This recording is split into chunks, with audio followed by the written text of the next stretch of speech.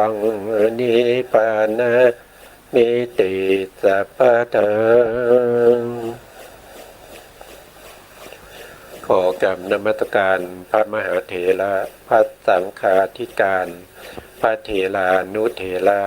และขอสวัสดีท่านผู้ฟังและผู้ชมทุกท่านที่ติดตามในรายการพระไตรปิฎกลอยฟ้าในเนื้อหาของพระอภิธรรมนะครับครั้งนี้เป็นครั้งที่34ในเรื่องของมิสกะสังหะ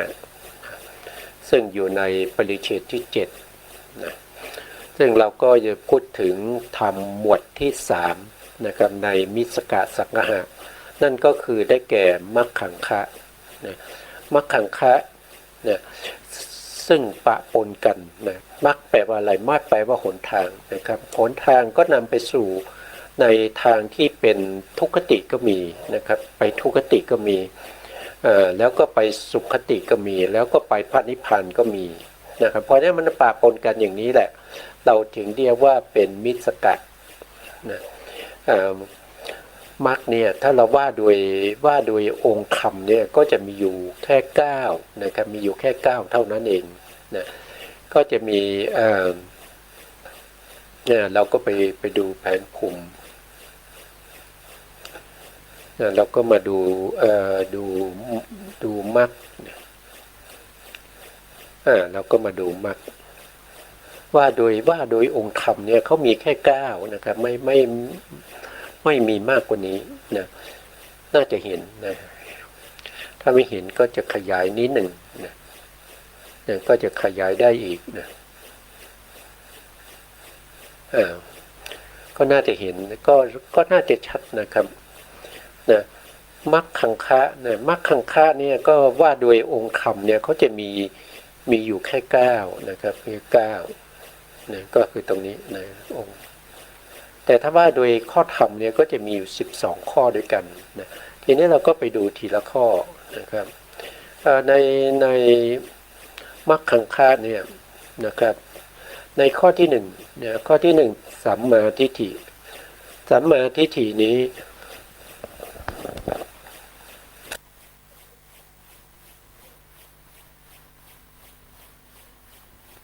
นะสัมมาทิฏฐิก็คือความเห็นชอบนะความเห็นชอบเป็นหนทางไปถึงสุคติและพระนิพพานนะนี่คือความเห็นชอบนะมรรคแปลว่าหนทางนะครับเพราะฉะนั้นความเห็นชอบนี้ก็เป็นหนทางให้เข้าถึงสุคติภูมิแล้วก็บางอย่างก็เข้าถึงพระนิพพานด้วยนะ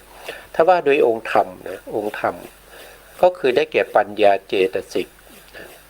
ปัญญาเจตสิกก็อยู่ในจิตที่เป็นญาณสัมปยุตตจิตนะมีอยู่ทั้งหมดว่าโดยย่อก็47ถ้าว่าโดยพิสดารก็จะมีอยู่79ด้วยกันนะ79ปัญญานะครับก็ทวนอีกนิดหนึ่งก็ได้เพราะว่าเราก็ได้จะได้จำได้มากนะจำได้ดีขึ้นนะครับว่าโดยปัญญาเนี่ยก็จะมีเฉพาะในโสภณจิตเท่านั้นเองในอาโสภณจิตจะไม่มีนะครับอาโสภณจิตก็คือได้แก่อกุศลนี่ไม่มีปัญญานะครับแล้วก็ไอเหตุกะก็คือไม่ประกอบด้วยเหตุก็ถือว่าเป็นอโสภณจิตเหมือนกันเป็นจิตที่ไม่สวยงามนะครับจิตที่สวยงามก็จะเริ่มตั้งแต่ตรงที่เป็นมหากุศลนะมหากุศลเราก็มาดูที่เป็นมหากุศลนะครับในมหากุศลเนี่ยก็มีจิตอยู่มีเหตุอยู่2อย่างนะครับ2ประเภทดีกว่านะครับก็คือจิตที่มีเหตุประกอบ3นะเหตุ3ประกอบเหตุ3ประกอบก็คือจิตประเภทที่เป็นญาณสัมปยุตนะครับญาณสัมปยุตก็จะมีอยู่4ดวงนะครับ4ดวงข้างหน้าตรงนี้นะ4ดวงข้างหน้าตรงนี้ส่วนข้างหลังตรงนี้เนี่ยก็จะมีอยู่แค่2เหตุเนี่ย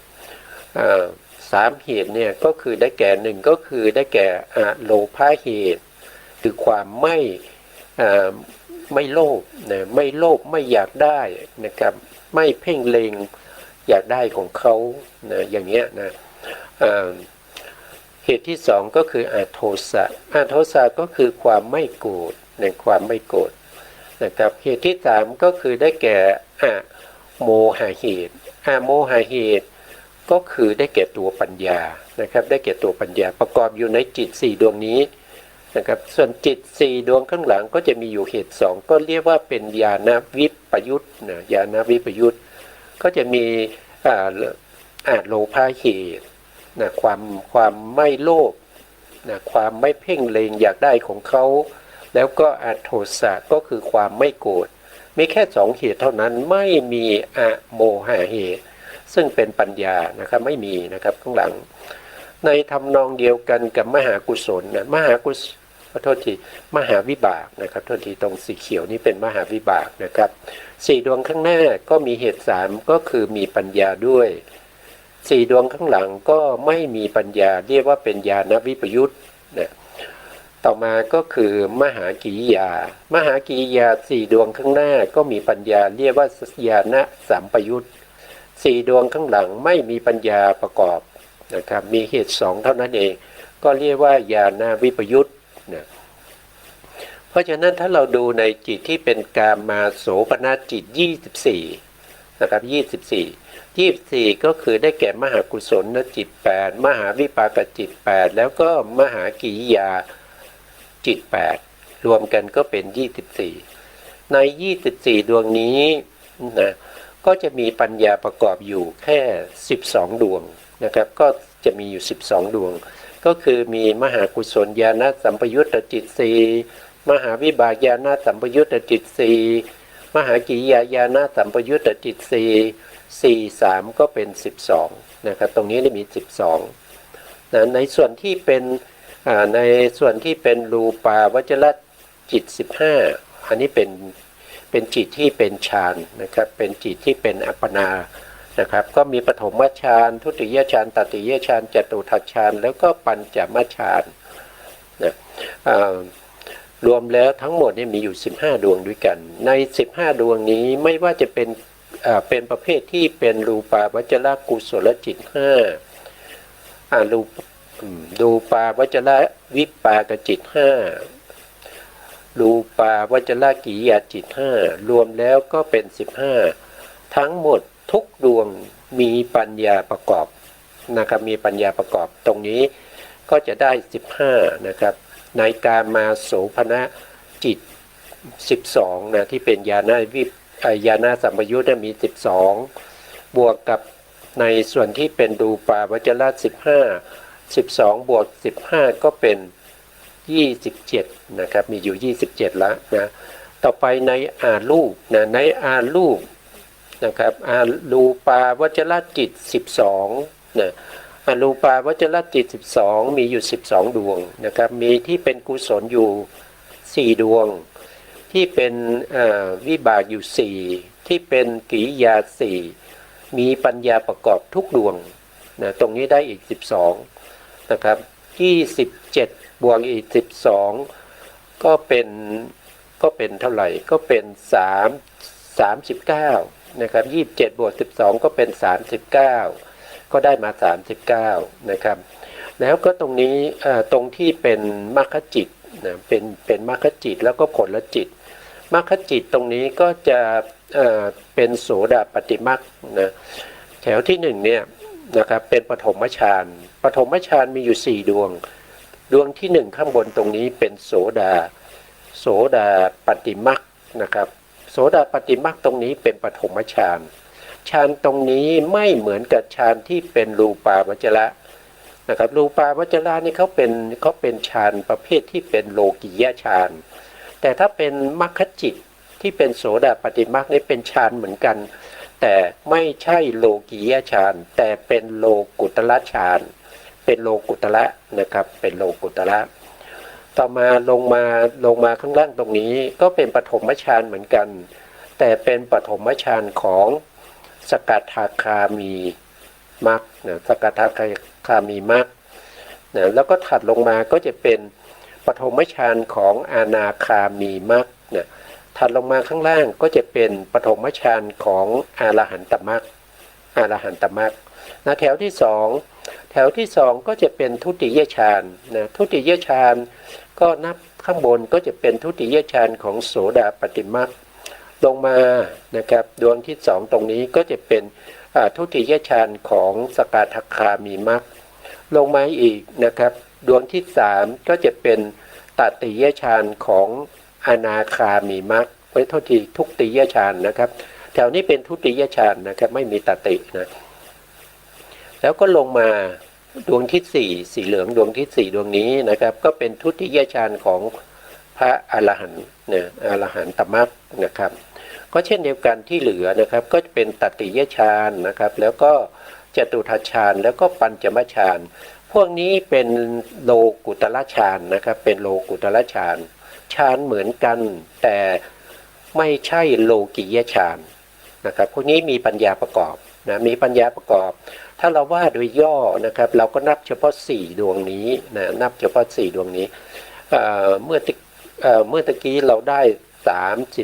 39นะ39บวกอีก4นะครับบวกตรงนี้อีก4 39บวก4ก็เป็น32นะครับก็เป็น39บวก4เป็น39นะครับแล้วก็บวกอีก4ก็จะเป็น43นะครับเป็น43เท่าทีนะครับเป็น43ตกคณิตศาสตร์แล้วเนี่ยเป็น43นะครับแล้วก็ลงมาตรงนี้สีเขียวตรงนี้ก็เป็นเป็นผลจิตนะเป็นผลจิตนี่ว่าโดยย่อก็จะเอาแค่4นะครับเอาแค่4นะก็เช่นเดียวกันก็เป็นอย่างเช่นแถวที่1ตรงนี้ก็เป็นปฐมฌานนะเป็นปฐมฌานดวงที่1เป็นโสดาปัตติผลนะครับเป็นปฐมฌานนะปฐมฌานโสดาปัตติผลถัดลงมาข้างล่างนะก็เป็นปฐมฌานสกทาคามิผลถัดลงมาอีกนะครับก็เป็นปฐมฌานอนาคามิผลนะข้างล่างสุดเลยนะข้างล่างสุดเลยก็เป็นปฐมฌานอรหันตผลอันนี้เป็นปฐมฌานนะครับแต่เป็นผลนะผลนี่มาจากไหนก็คือมาจากมรรคนะครับมรรคเป็นเหตุแล้วก็ผลจิตนี้ก็เป็นผลของมรรคนะครับตรงนี้ก็เป็นฌานเหมือนกันแถวที่2ก็เป็นทุติยฌานนะครับแถวที่3ตรงนี้ก็เป็นตติยฌานแถวที่4ก็เป็นจตุทัชฌานแถวที่5ก็เป็นปัญจมฌานนะเป็นฌานที่เป็นโลกุตละไม่ใช่โลกิยะนะไม่ใช่โลกิยะ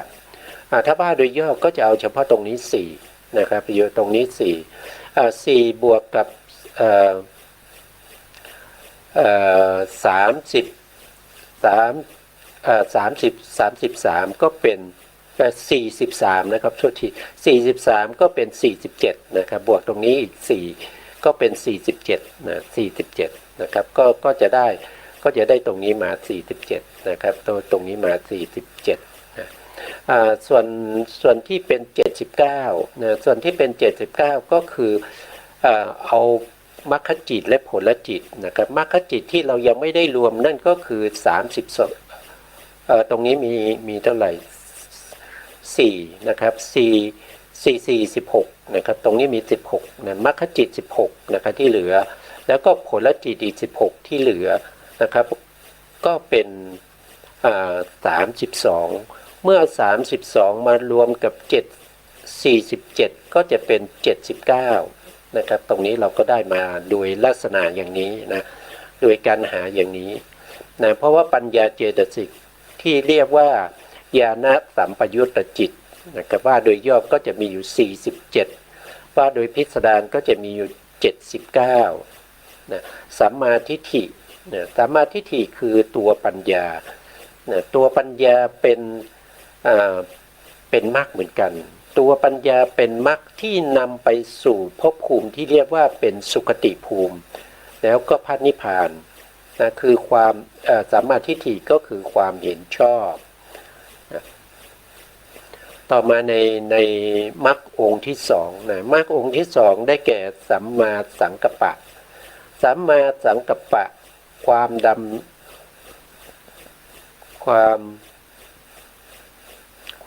นดีชอบความระลึกชอบนะครับก็ตรงนี้ท่านใช้คำว่าความดำริชอบนะครับเดี๋ยวผมดู ดูตำรานิดหนึ่งนะครับว่าถ้าเราไม่ได้ดูเนี่ยก็จะเหมือนกับก็จะเหมือนกันกับตรงที่เรียกว่าเป็นสตินะครับสัมมาสตินะความดำริชอบนะท่านใช้ดำริชอบถูกต้องนะครับในสติท่านก็จะใช้ความว่าความระลึกชอบนะครับก็ถูกนะก็ไม่ได้พิมพ์ผิดนะครับมาจากตำราของอชวนะครับท่านมาจากตำราของอชวนะครับในหลักสูตรนะในหลักสูตรสัมมาสังกัปปะคือความดำริชอบดำริชอบเป็นหนทางให้ถึงสุคติภูมิและพระนิพพานนะครับเป็นสัมมานะครับถ้าว่าโดยองค์ธรรมเนี่ยก็คือได้แก่ตัววิตกเจตสิกนะวิตกเจตสิกที่อยู่ในกามะกามาวจรโสภณจิต24แล้วก็ปฐมฌาน11นะทีนี้เรามาดูแผนภูมินะเรามาดูแผนภูมิท่านบอกว่าอยู่ในกามกรรมนะครับอยู่ในเตนะก็กามาวจร24แล้วก็ปฐมฌาน11นะครับอยู่ตรงนี้นะทีนี้กามาโสภณจิต24ก็คือได้แก่ทั้งหมดนี้นะก็คือได้แก่มหากุศลจิต8มหาวิปากจิต8มหากิริยาจิต8ก็จะได้อยู่24นะครับได้อยู่24แล้วก็ยังมีปฐมฌานอีกนะครับก็จะมีที่ปฐมฌานก็นับแนวตั้งตรงนี้นะครับตรงนี้เป็นรูปาวจรจิตนะครับแถวที่1ในแนวตั้งนะครับแถวที่1ในแนวตั้งสีเหลืองนี้ก็คือรูปาวจร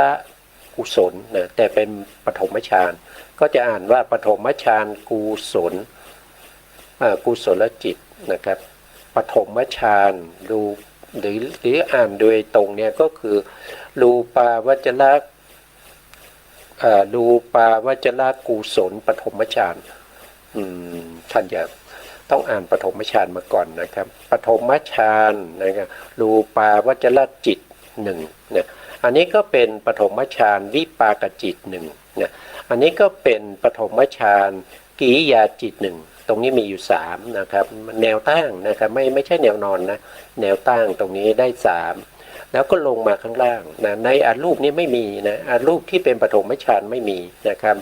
แล้วก็มาในมรรคจิตนะมรรคจิตก็จะมีแถวที่1ในแนวตั้งตรงนี้อันนี้ก็เป็นปฐมฌานนะครับเป็นมรรคจิตนะเป็นมรรคจิตปฐมฌานของพระอริยบุคคล4จำพวก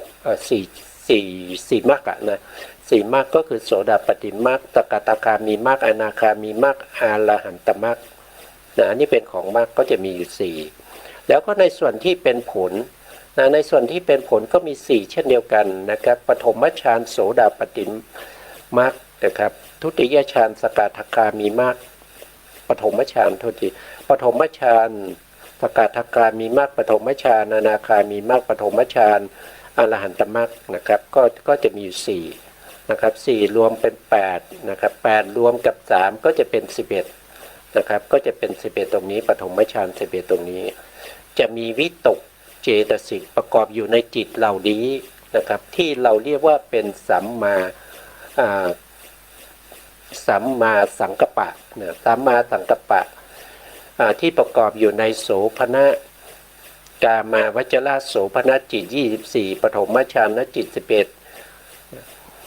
ที่เป็นหนทางนำไปสู่สุคติภูมิแล้วก็พระนิพพานอันนี้นะครับคือข้อที่2นะต่อไปในข้อที่3นะครับสัมมาวาจาสัมมาวาจาคือการกล่าววาจาชอบเป็นหนทางให้ถึงสุคติภูมิและนิพพานองค์ธรรมได้แก่สัมมาวาจาเจตสิกนะที่ในมหากุศลจิต8แล้วก็ในโลกุตระจิต8หรือ40นะครับตรงนี้จะแตกต่างกันละนะครับสัมมาวาจาตรงนี้ได้เฉพาะในส่วนที่เป็นมหากุศล นะครับแล้วก็ในส่วนที่เป็นโลกุตระจิต8นะแล้วทำไมไม่มีในวิปากจิตนะทำไมไม่มีในส่วนที่เป็นวิปากจิตแล้วก็ในส่วนที่เป็นกิริยาจิตนะสัมมาวาจาตรงนี้นะครับท่านบอกว่านะครับที่ไม่มีในมหาวิปากจิตนี้ก็เพราะว่าจิตเหล่านี้ทำหน้าที่ปฏิสนธิทำหน้าที่ภวังค์แล้วก็ทำหน้าที่จุติแล้วก็ทำหน้าที่อีกอย่างหนึ่งนั่นก็คือตถาลัมมนะในขณะที่เขาทำหน้าที่ปฏิสนธิเนี่ยไม่ได้กล่าววาจานะครับไม่ได้ทำหน้าที่ในการกล่าววาจาที่เป็นสัมมาวาจาหรือว่าเป็นมิจฉาวาจานะครับเป็นมุสาวาทก็กล่าวไม่ได้นะครับสัมมาวาจาก็กล่าวไม่ได้อย่างเงี้ยเพราะว่ามันเป็นจิตที่ทำหน้าที่ปฏิสนธิในขณะที่ปฏิสนธินี่จะไม่มีเสียงใช่ไหมครับถึงแม้จะเป็นโอปปาติกะประเภทที่เกิดโตทันทีก็ไม่สามารถที่จะกล่าววาจาในขณะที่ปฏิสนธิได้นะเพราะฉะนั้นไม่กล่าววาจาไม่ได้นั่นแสดงว่าไม่ว่าจะเป็นสัมมาวาจาหรือว่ามิจฉาวาจาก็กล่าวไม่ได้เหมือนกันนะครับเพราะฉะนั้นจิตที่เป็นมหาวิบากเนี่ยจึงไม่มีสัมมาวาจาประกอบด้วยนะไม่มีสัมมาวาจาประกอบนะเพราะว่าเขาทำหน้าที่ปฏิสนธิแล้วก็ภวังค์ในขณะที่เป็นภวังค์นี้ก็ไม่มีการทำกิจที่เป็นวจีวิญญัตินะไม่มีการทำวจีวิญญัตินะในขณะที่จุติก็ไม่ได้ทำหน้าที่วจีวิญญัติเช่นเดียวกันนะครับในขณะที่ทำหน้าที่ตัทาลัมมนะก็เช่นเดียวกันนะครับเพราะฉะนั้นในจิตเหล่านี้จึงไม่มีสัมมาวาจาประกอบนะครับเราจะเห็นได้ว่าอย่างเจตสิกที่ประกอบมากที่สุดเนี่ยคือ33นะ33นะครับใน33เนี่ยได้แก่อะไรนะครับเราก็มาดูเจตสิกที่ประกอบนะครับในจิตที่เป็นในจิตที่เป็นสัมมาวาจานะสัมมาวาจาอยู่ตรงนี้นะสัมมาวาจาอยู่ตรงนี้แต่ไปประกอบในจิตที่เป็นวิบากเนี่ยเจตสิกประกอบได้33ทีนี้ใน33คืออะไรเราก็ดูว่านะครับอันเจตสิกที่จะต้องมีแน่นอนนั่นคือสัพพจิตตสาธารณเจตสิก7ตรงนี้มีอยู่7อันนี้ต้องประกอบแน่นอนนะครับต้องประกอบแน่นอนจะขาดไม่ได้นะครับจะขาดไม่ได้แล้วก็วิตกมีแน่นอนนะครับเพราะว่าวิตกเนี้ยจะไม่เกิดกับทวิสิบนะเขาจะไม่ประกอบกับทวิสิบแล้วก็ไม่ประกอบกับทุติยฌานตติยฌานจตุทัชฌานปัญจมฌานพูดง่ายๆก็คือวิตกจะไม่ประกอบกับฌานตั้งแต่ฌานที่2ขึ้นไป เพราะฉะนั้นเขาก็จะประกอบกับจิตได้อยู่แค่55นะครับได้แก่55นั้นก็คือได้แก่กามจิต44นะกามจิต44ตัววิตกเนี่ยนะตัววิตกเนี่ยสามารถเกิดในอกุศลจิต12ได้นะเกิดได้ทุกดวงเลยนะครับแล้วก็สามารถที่จะเกิดในสัมปติชนะสันติละนะนะครับแล้วก็ปัญจทวาราวชนะมโนทวาราวชนะหติตุปาทัจจิตนะครับแล้วก็ในส่วนที่เป็นกามาโสภณะ24นะครับตรงนี้ก็ประกอบได้เขาจะเว้นเฉพาะในส่วนที่เป็นทวิ10นะทวิ10ก็คือจักขูวิญญาณจิต2โสตวิญญาณจิต2ฆานวิญญาณจิต2ชิวหาวิญญาณจิต2และกายวิญญาณจิต2 10ดวงนี้จะไม่ประกอบด้วยวิตกเพราะฉะนั้นในการมัดจิตทั้งหมด54นะครับใน54นะ54ตัววิตกนี้ประกอบอยู่ในกามจิตได้แค่44เว้นทวิ10ไปนะเว้นทวิ10ตรงนี้ไปนะเพราะฉะนั้นได้44แล้วก็มาเกิดในปฐมฌานอีกนะเกิดในปฐมฌานมีอยู่11ปฐมฌาน11บวกกับ44ก็จะเป็น54 นะครับ54เราก็จะเห็นได้ว่าตัววิตกนะครับตัววิตกนะก็จะเกิดกับจิตที่ตัววิตกนะครับก็ถ้าเป็นสัมมานะครับเป็นสัมมานี่ก็ตัดในส่วนที่เป็นอกุศลออกไปนะครับก็จะเหลืออยู่24แล้วก็มีปฐมฌานตรงนี้แต่สัมมาวาจาเนี่ยเรากำลังหาตรงที่เป็นสัมมาวาจาใช่ไหมสัมมาวาจาที่เราหาก็คือว่าในมหาวิบากเนี่ยไม่มีสัมมาวาจาแล้วก็ในมหากิริยาไม่มีสัมมาวาจานะครับเพราะฉะนั้นเราก็ได้เท่าไหร่แล้วก็จะได้อยู่ทั้งหมดอันชุดที่1ก็คือสัพพจิตตสาธารณเจตสิก7แล้วก็บวกกับวิตกก็เป็น8นะครับแล้วก็บวกกับวิจารก็เป็น9นะครับบวกกับอธิโมกข์ก็เป็น10เพราะว่าวิจารนี้ก็เช่นเดียวกันนะครับไม่ประกอบในทวิ10แล้วก็ไม่ประกอบในฌานที่3ขึ้นไปนะครับก็คือตัตติยฌานจตุทัชฌานปัญจมฌานไม่ประกอบนะครับวิจารจะประกอบอยู่ในกามจิต44แล้วก็ปฐมฌานกับทุติยฌานก็จะได้อยู่66นะครับทีนี้อธิโมกข์เนี่ยก็ไม่เกิดร่วมกับจิตอธิโมกข์นะครับอธิโมกข์เนี่ยไม่เกิดร่วมกับอธิโมกข์นี้ก็คืออธิโมกข์ก็เช่นเดียวกันนะครับเขาไม่ประกอบกับจิตอยู่11ดวงนะ11ดวงนั้นก็คือได้แก่อะไรก็คือได้แก่ทวิ10นะได้แก่ทวิ10แล้วก็วิจิกิจฉาอีก1นะครับวิจิกิจฉาอีก1นะไม่ประกอบกับจิต11ดวงนี้นะครับไม่ประกอบกับจิต11ดวงนี้นะครับเพราะฉะนั้นว่าโดยพิสดารเราก็จะเห็นว่าอธิโมกข์เนี่ยก็จะมีก็จะประกอบกับจิตได้อยู่110นะครับ110เนี่ยก็แสดงว่า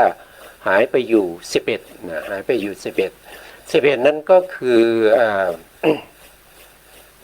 ทวิ10แล้วก็วิจิกิจฉาอีก1ก็เป็น11นะครับเพราะฉะนั้นโทษทีอธิโมกข์นะครับก็ประกอบอยู่ในมหาวิบากด้วยนะแล้วก็วิริยะก็ไม่ประกอบกับจิตที่เป็นวิริยะ16นะวิริยะ16คืออะไรวิริยะ16ก็คือได้แก่กุศลวิบาก7นะครับแล้วก็อเหตุกกุศลวิบาก8แล้วก็ปัญจทวาราวชนะจิต1รวมแล้วก็จะมีอยู่16ดวงด้วยกันใน16ดวงนี้จะไม่มีวิริยะนั่นก็แสดงว่ามหากุศลเนี่ยมีวิริยะประกอบด้วยนะโทษทีผม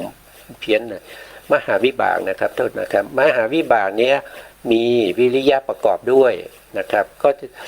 แล้วก็ปิตินะปิติก็ประกอบในจิตที่เป็นสมนัตในมหาวิบากก็มีสมนัต4ข้างบนนี้ก็แสดงว่ามีปิติด้วยนะครับแล้วทีนี้ฉันทะนะฉันทะเนี่ยไม่เกิดกับจิตที่เป็นจิตที่เป็นเหตุกะ18 19 20นะ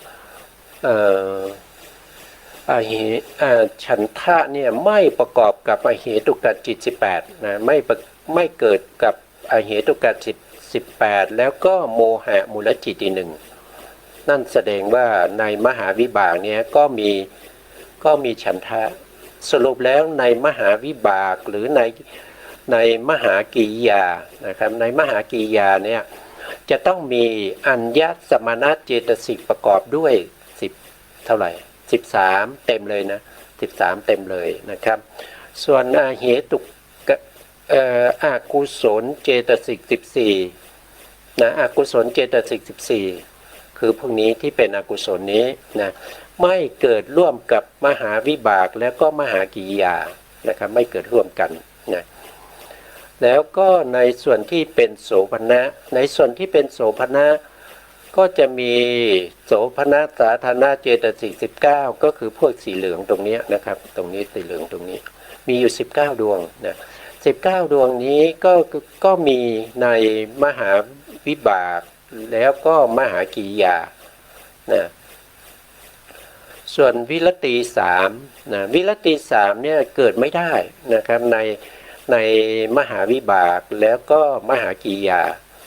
เพราะอะไรก็เพราะว่าจิตที่เป็นมหาวิบากเนี่ยเขาทำหน้าที่ปฏิสนธิภวังค์แล้วก็จุติในขณะนี้ที่เขาทำหน้าที่อยู่นั้นก็จะไม่มีเสียงก็คือไม่มีสัมมาวาจาหรือว่ามิจฉาวาจาก็ตามไม่มีนะครับแล้วก็ทำการงานไหมก็ไม่ได้ทำการงานนะครับไม่ได้มีการงานอะไรให้ทำนะแล้วก็สัมมาอาชีวะก็ไม่มีเหมือนกันนะครับเพราะฉะนั้นในมหาวิบากนี้ก็จะไม่มีวิรติ3นะไม่มีวิรติ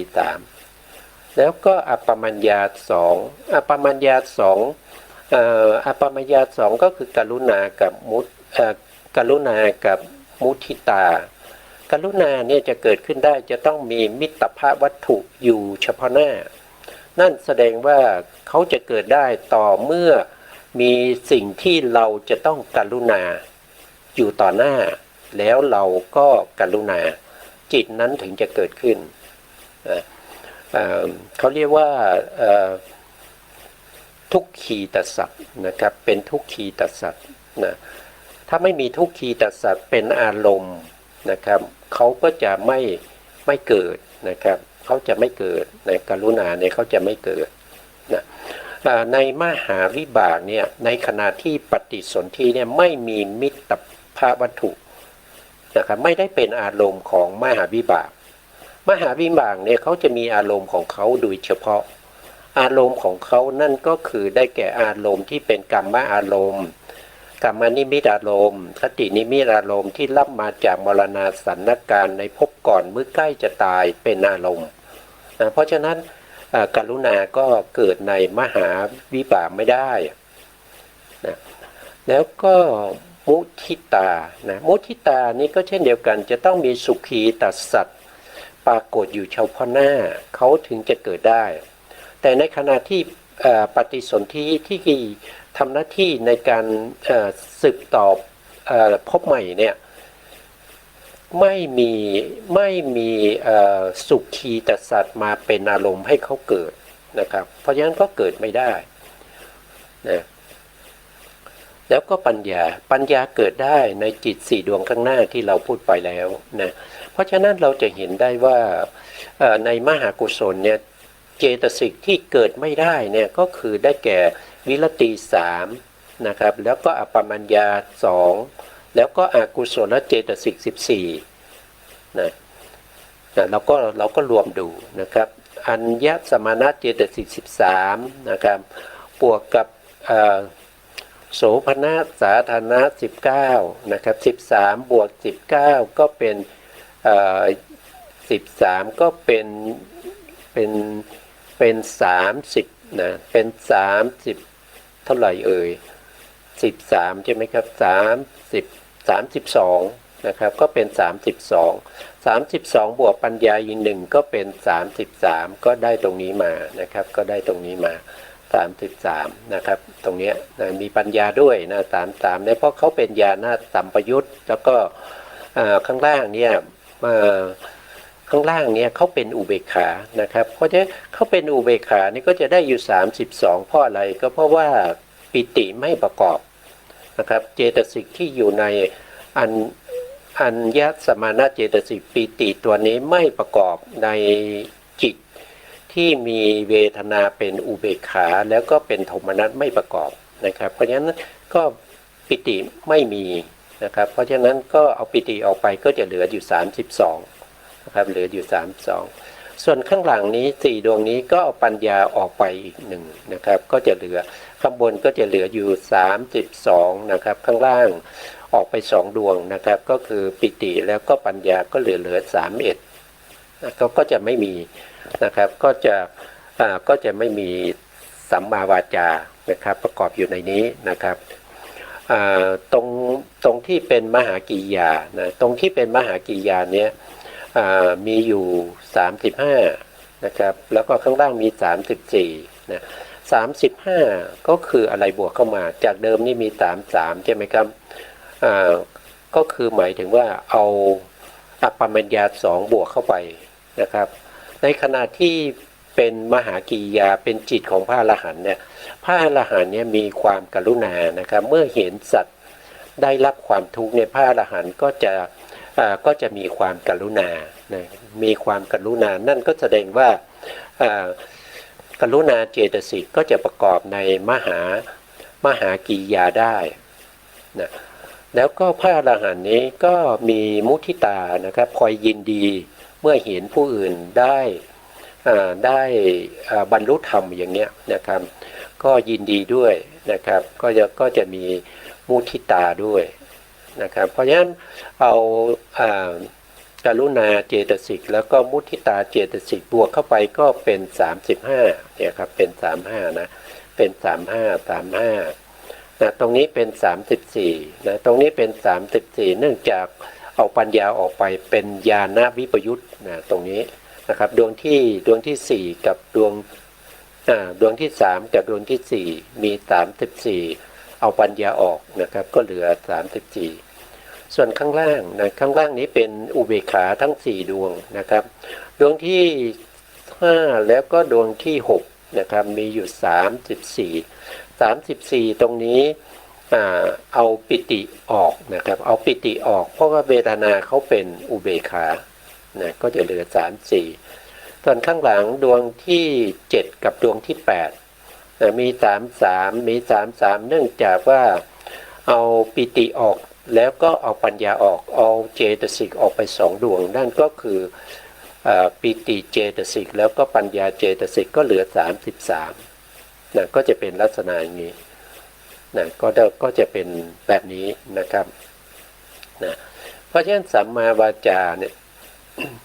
สัมมาวาจานะครับเวลาเกิดเนี่ยที่จะเป็นหนทางนำไปสู่สุคติแล้วก็พระนิพพานเนี่ยสัมมาวาจาก็จะเกิดกับมหากุศลจิต8นะมหาวิบากกับมหากิริยาไม่เกิดนะไม่เกิดแล้วก็ไปเกิดกับโลกุตละจิต8หรือ40นะตรงนี้นะทำไมเกิดนะครับเพราะว่าทำไมไปเกิดเพราะว่าในขณะที่เราเจริญวิปัสสนาเราก็ไม่ได้พูดเหมือนกันใช่ไหมครับเราก็ไม่ได้พูดไม่ได้ออกเสียงนะครับไม่ได้มีการเคลื่อนไหวอิริยาบถใดๆนะครับในขณะที่เราได้โสดาปัตติมรรคนะครับหรือว่าสกทาคามีมรรคอนาคามีมรรคอรหันตมรรคเนี่ยก็ไม่ได้เอ่ยวาจาเหมือนกันนะครับแล้วก็เวลาที่เราได้ผลก็เช่นเดียวกันเราก็ไม่ได้เอ่ยวาจาไม่มีวจีวิญญัติไม่มีกายวิญญัติแต่ทำไมมีสัมมาวาจานะครับสัมมาวาจาสัมมากัมมันตะแล้วก็สัมมาอาชีวะประกอบอยู่ในมรรคจิตและผลจิตด้วยทำไมเป็นอย่างนั้นนะครับท่านบอกว่านะครับในการที่ในเรื่องพูดถึงมรรคก่อนนะครับพูดถึงมรรคก่อนในมรรคจิตเนี่ยการที่เราจะประหารอนุสัยกิเลส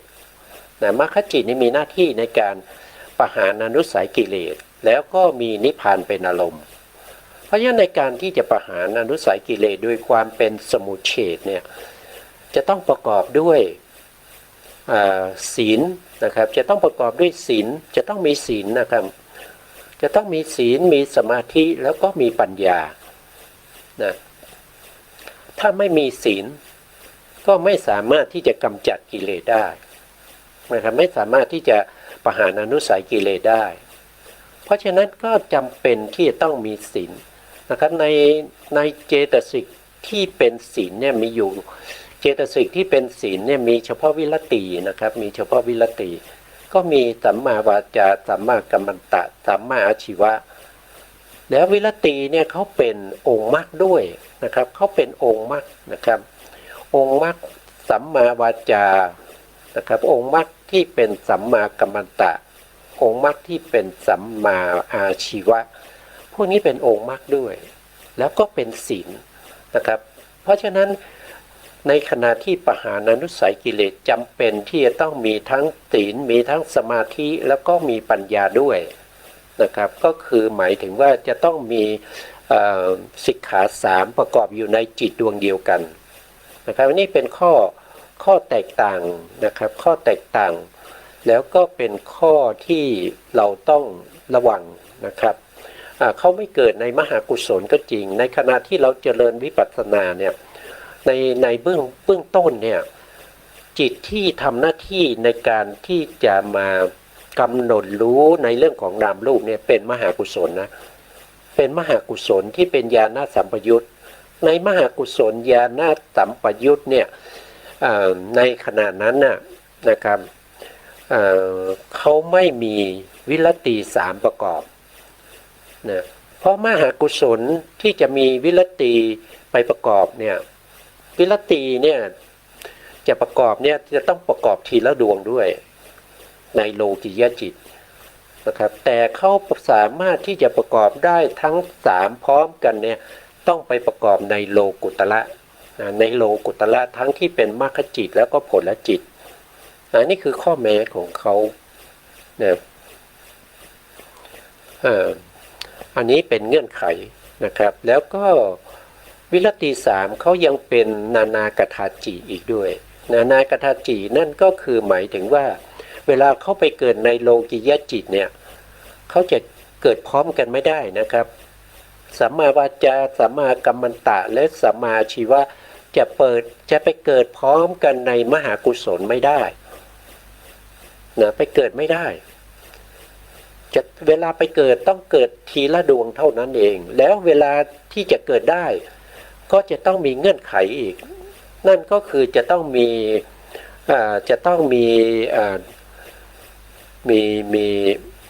อะไรก็คือหมายถึงว่า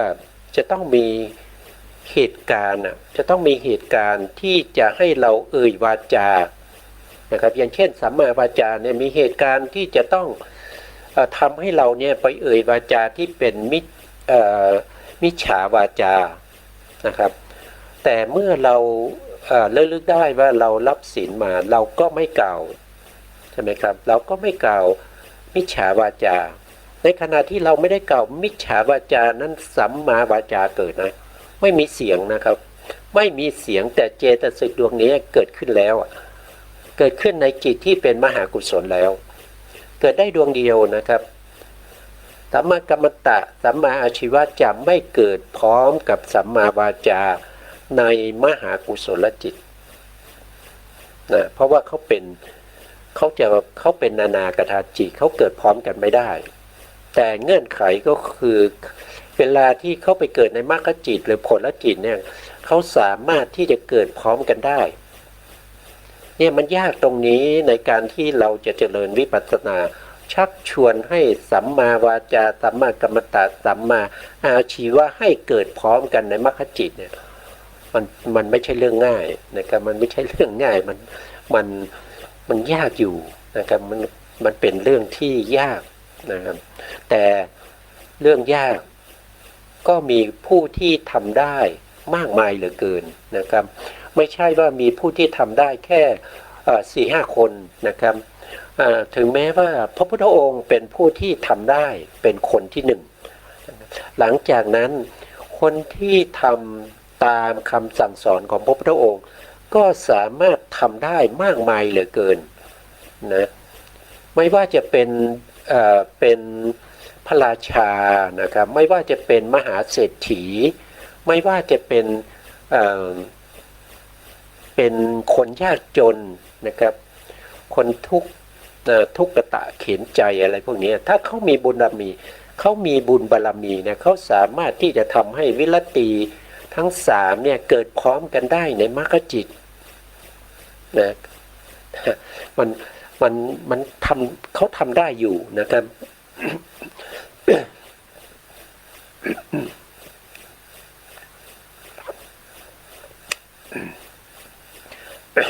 โทษทีนะครับบางท่านอาจจะคิดว่าจะทำได้ยังไงก็นะ เราอย่าไปคิดอย่างนั้นนะครับถึงแม้ว่าเราทำไม่ได้เนี่ย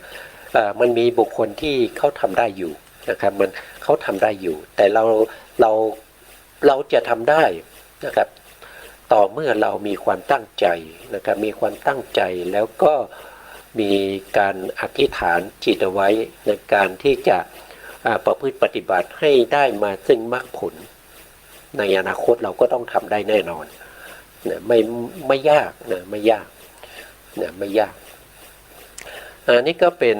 สัมมาวาจานะครับสัมมาวาจากล่าววาจาที่ชอบเป็นหนทางให้ถึง สุคติและพระนิพพานว่าโดยองค์ธรรมก็ได้แก่สัมมาวาจาที่ในมหากุศลจิต8แล้วก็ในโลกุตละจิต8หรือ40นะครับต่อมาในข้อที่4นะครับก็คือสัมมากัมมันตะนะสัมมากัมมันตะก็คือการงานชอบเป็นหนทางให้ถึงสุคติแล้วก็นิพพานสัมมากัมมันตะก็คือได้องค์ธรรมได้แก่สัมมากัมมันตะที่ในมหากุศลจิต8ในโลกุตละจิต8หรือ40ก็เช่นเดียวกันนะครับเวลาเขาเกิดเนี่ยสัมมาวาจาเกิดเนี่ยสัมมากัมมันตะไม่เกิดนะในมหากุศลจิต8นะเขาไม่เกิดพร้อมกันนะครับในมหากุศลจิต8นะแต่เขาไปเกิดพร้อมกันในโลกุตละจิต8หรือ40นะต่อไปในข้อที่5สัมมาอาชีวะสัมมาอาชีวะการเลี้ยงชีพชอบเป็นหนทางถึงสุคติและนิพพานสัมมาอาชีวะองค์ธรรมก็คือได้แก่สัมมาอาชีวะเจตสิกที่ในมหากุศลจิต8แล้วก็ในโลกุตละจิต8หรือ40นะครับก็เช่นเดียวกันนะเจตสิก3ดวงนี้เขาเป็นนานากตาจิเขาจะเกิดไม่พร้อมกันนะครับเขาจะเกิดไม่พร้อมกันในมหากุศลในโลกิยจิตเขาไม่เกิดพร้อมกันแล้วก็บางครั้งเขาก็ไม่เกิดด้วยนะครับอย่างเช่นมหากุศลบางครั้งเกิดขึ้นมาเนี่ยแต่ศีลพวกนี้สัมมาวาจาสัมมากัมมันตะสัมมาอาชีวะไม่เกิดเลยก็ได้นะถ้าในขณะนั้นไม่มีมิตรภาพวัตถุนะครับให้เขาต้องเว้นนะครับให้เขาต้องเว้นเพราะว่าวิรตินี่หมายถึงการเว้นนะครับการเว้นเป็นศีลนะครับเว้นในการกล่าววาจาที่เป็นมิจฉาวาจาเว้นในการที่จะทำการงานที่เป็นมิจฉากัมมันตะเว้นในการที่จะทำเลี้ยงชีพที่เป็นมิจฉาชีพต้องเว้นก่อนนะครับต้องมีมิตรภาพวัตถุคืออารมณ์ที่จะทำให้เราต้องเว้นจากมิจฉาวาจามิจฉากัมมันตะแล้วก็มิจฉาอาชีวะเขาถึงจะเกิดในมหากุศลนะมหากุศลอยู่เฉยๆเนี่ยไม่มีมิตรภาพวัตถุเนี่ยวิรติ3จะไม่เกิดนะแต่วิรติ3จะเกิดพร้อมกันในโลกุตละจิตนะไม่ว่าจะเป็นมรรคจิตหรือผลจิตเนี่ยจะต้องมีทั้งสัมมาวาจาสัมมากัมมันตะแล้วก็สัมมาอาชีวะเนื่องจากว่าเขาเป็นองค์มรรคนะครับเนื่องจากเขาเป็นองค์มรรคแล้วเขาเป็นศีลด้วยนะเขาเป็นศีลด้วยในการที่จะประหารอนุสัยกิเลสจะต้องประกอบทั้งศีลทั้งสมาธิแล้วก็ทั้งปัญญาด้วยนะถึงจะประหารอนุสัยกิเลสให้เป็นสมุจเฉทได้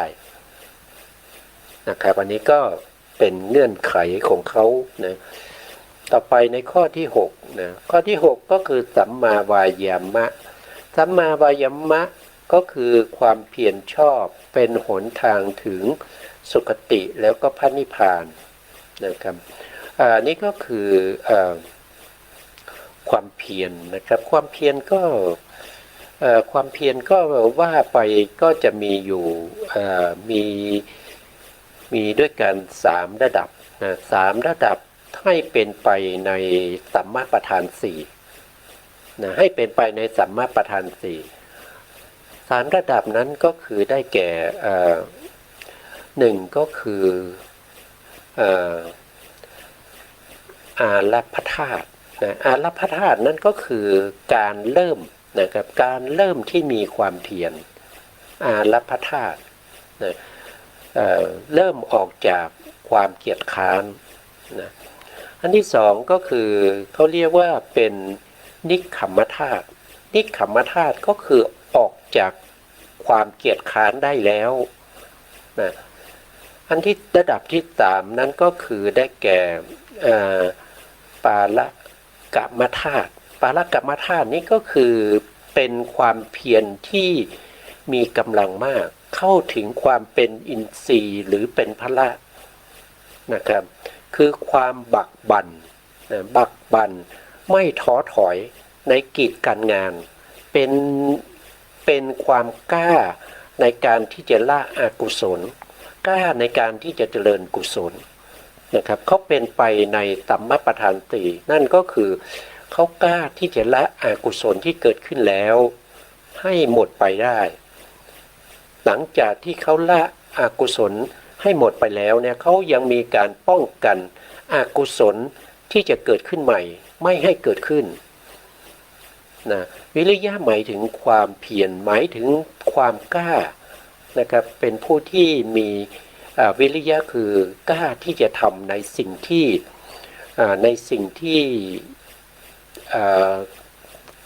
กำจัดในเรื่องของอกุศลธรรมกล้าที่จะทำให้กุศลธรรม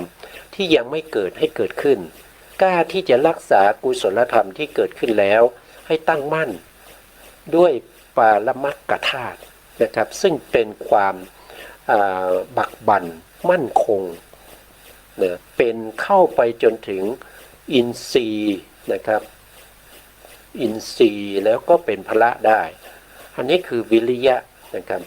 วิริยะเนี่ยจะเกิดในจิตที่เป็นโสภณะในที่นี้เป็นโสภณจิต91ตรงนี้โสภณะไม่ใช่นะครับวิริยะเนี่ยจะถูกต้องเพราะตรงนี้เขาพูดถึงสัมมานะครับเขาพูดถึงสัมมาวายามะนะครับเพราะฉะนั้นตรงนี้ก็จะต้องเป็นโสภณจิต91นะครับแต่วิริยะเนี่ยเขาเกิดในอกุศลจิตด้วยนะครับแต่อกุศลจิตนั้นเราไม่เรียกว่าเป็นสัมมาวายามะต้องเป็นมิจฉาวายามะนะครับเพราะฉะนั้นตรงนี้ก็จะได้เฉพาะในส่วนที่เป็นโสภณจิต91นี้ว่าโดยพิสดารนะครับ91นี้ว่าโดยพิสดารก็คือมีมรรค20ผล20นั่นเองนะ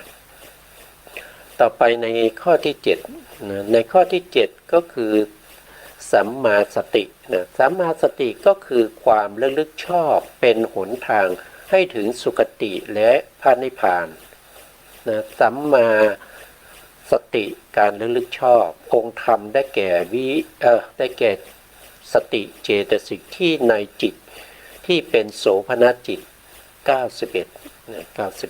91ตัวสตินะครับตัวสตินี้ก็มีความสำคัญนะครับ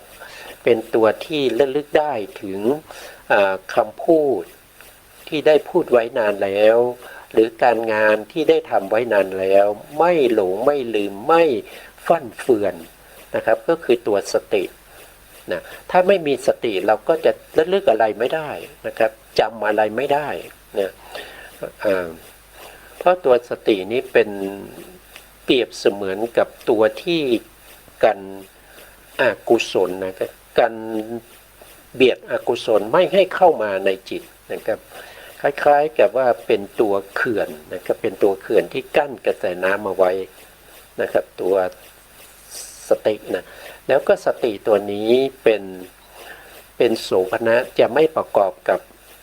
อกุศลจิตนะครับเกิดเฉพาะในส่วนที่เป็นโสภณจิตเท่านั้นแล้วเขาจะเกิดกับจิตที่เป็นโสภณจิตทั้งหมดก็คือ91นะครับว่าโดยพิสดารนะครับ91ดวงนะครับไม่มีในอกุศลนะครับวันนี้เราก็ต้องไว้แค่นี้นะครับเพราะว่าเวลาเราหมด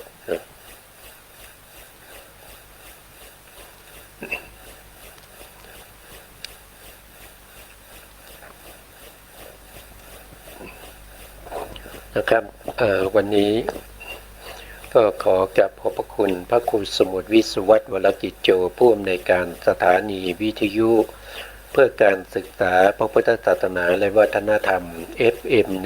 104.5 เมกะเฮิรตซ์วัดฝายหินจังหวัดเชียงใหม่และขอกราบขอบพระคุณพระครูปริยัติยานุศาสตร์ขอบคุณท่านผู้ฟังและผู้ชมทุกท่านที่ติดตามในรายการพระไตรปิฎกลอยฟ้านะในเนื้อหาของพระอภิธรรมวันนี้ลาไปก่อนครับพบกันใหม่ในโอกาสต่อไปครับสวัสดีครับ